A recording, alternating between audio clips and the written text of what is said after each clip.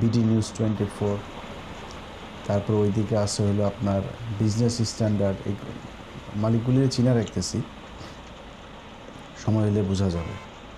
তারপরে আরও কিছু আছে, এদিকে 71 সময় টময় এগুলো তো আছে, কিন্তু একটু ঝিমায় আছে আর কি, বিএনপির চাপে একটু ঝিমায় আছে।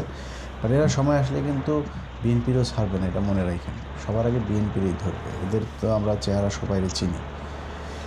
তো এই নিউজটাতে 4 লাখ নারীর কথা বলা হয়েছে। আমরা নিউজটা একটু শুরু করে তারপরে আমি গুরুত্বপূর্ণ আলোচনা করব। সেখানে বলেছে 71 ধর্ষণের, আচ্ছা, কুমিল্লা কারাগারে বন্দি পাকিস্তানি এক কর্মকর্তার সাক্ষাৎকার নিয়েছিলেন অস্ট্রেলিয়ান ডাক্তার জিওফ্রে ডেভিস।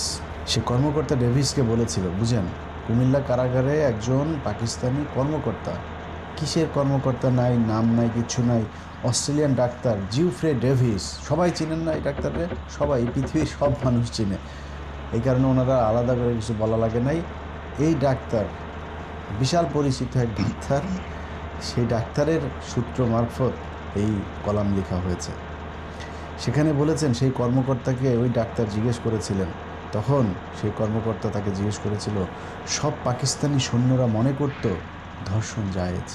তারা টিক্কা খানের কাছ থেকে এ বিষয়ে স্পষ্ট নির্দেশ পেয়েছিল যে যত পারো ধর্ষণ করো, যেহেতু একজন ভালো মুসলমান কখনো তার বাবার বিরুদ্ধে লড়বে না, ফলে যত বেশি সম্ভব বাংলাদেশি নারীদেরকে গর্ভবতী করো।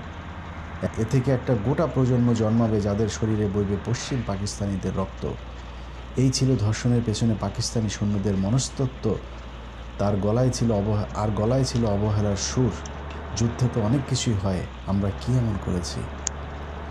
মুক্তিযুদ্ধ শুরু হওয়ার কিছুদিন পর দেখা গেল পাকিস্তানি সেনাবাহিনী অথবা তাদের দোসর রাজাকার আলবদরের হাতে ধর্ষণের শিকার হয়ে হাজার হাজার নারী গর্ভবতী হয়ে পড়েছেন। সেগুলি এখন চাকরি করে বিডি নিউজ 24-এ, প্রথম আলোয়, ডেইলি স্টারে, এগুলি চাকরি করে। পরিবার ছেড়ে দিয়েছে তাদের, হয়ে পড়েছেন স্বামী পরিত্যক্তা। ভুলে গেলে চলবে না, গল্পটা 54 বছর আগের। শিক্ষা দীক্ষার বলে তেমন কিছুই ছিল না তখন। কোনো নারী গর্ভের সন্তান রাখতে চান না, আবার অধিকাংশই ফেলে দিতে চান। অধিকাংশই ফেলে দিতে চান। আবার কারো গর্ভের সন্তানের বয়স হয়ে উঠেছে 7 থেকে 8 মাস, ফলে শারীরিক যন্ত্রণার চেয়ে মানসিক যন্ত্রণাটা গভীর। সে সময় হাসপাতালে গর্ভপাত অবৈধ ছিল, বিধায় কেউ ঝুঁকি নিতে রাজি ছিল না। এরকম সময়ে ইন্টারন্যাশনাল প্ল্যান্ড ব্রাদারহুড, ইউএনএফপিএ এবং বিশ্ব স্বাস্থ্য সংস্থা এগিয়ে আসলো। তারা বিখ্যাত অস্ট্রেলীয় চিকিৎসক জিওফ্রে ডেভিসকে বাংলাদেশে নিয়ে আসার ব্যবস্থা করলো। ডেভিস গর্ভপাত বিষয়ক বিশেষজ্ঞ ছিলেন। বিশেষ করে মনে রাখেন, বিশেষ করে 7 মাস বয়সী ভ্রূণের গর্ভপাত বিষয়ে বিশেষ প্রশিক্ষণ ছিল তার। যারা ডাক্তার, আমি তো সন্তানের বাবা, সো আমি এইটুকু অন্তত বুঝি যে 7 মাস বয়সী একটা বাচ্চাকে গর্ভপাত করানোর বিশেষ কৌশলী ডাক্তার 1971 সালে ছিল। এগুলি যদি কোনো গাইনি ডাক্তার শোনে, সুইসাইড করে মারা যাবে সে। তারপরে শুরুর দিকে ডেভিসকে কেউ সাহায্য করতে চাচ্ছিল না, সবাই ভয় পাচ্ছিল।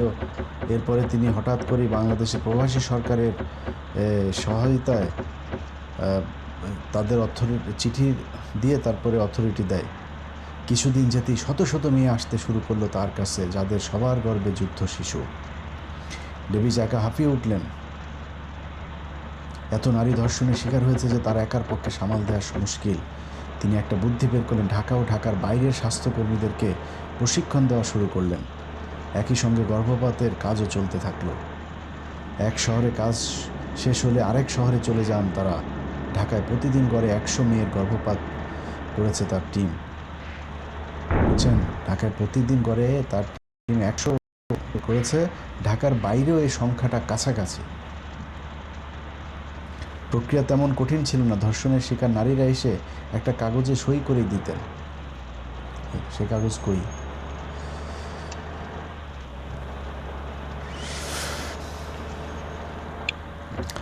যাক, এখানে তারপরে আমি মূল অংশগুলো পড়ে শোনায়, অনেক লম্বা, আপনারা বিডি নিউজ 24-এর ওখানে গেলে পুরোটা পড়তে পারবেন।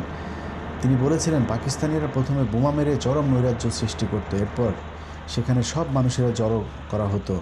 নিতান্ত শিশুবাদে বাকিদেরকে আলাদা করে ফেলা হতো। আওয়ামী লীগ ও পূর্ব পাকিস্তান সরকারের সঙ্গে জড়িত সবাইকে গুলি করে মারা হতো। তারপর মেয়েদেরকে একটা জায়গায় রেখে দেওয়া হতো, ইচ্ছামতো ব্যবহার করতো তারা। কথায় আছে, ডাক্তার ও উকিলের কাছে কিছু লুকাতে নেই। ডাক্তার হওয়ার সুবাদে নিপীড়নের শিকার হওয়া অসংখ্য নারীর কেস স্টাডি ছিল তার কাছে। ধনী ও সুশ্রী মেয়েদেরকে কর্মকর্তাদের জন্য রাখা হতো, বাকিদের তুলে দেওয়া হতো নিম্নপদস্থ সিপাহীদের হাতে। এসব মেয়েরা সময় মতো খাবার পেত না, অসুস্থ হলে জুটত না চিকিৎসা। অজস্র নারী ক্যাম্পেই মারা গেছে। কোনো কোনো মেয়েকে একদিনে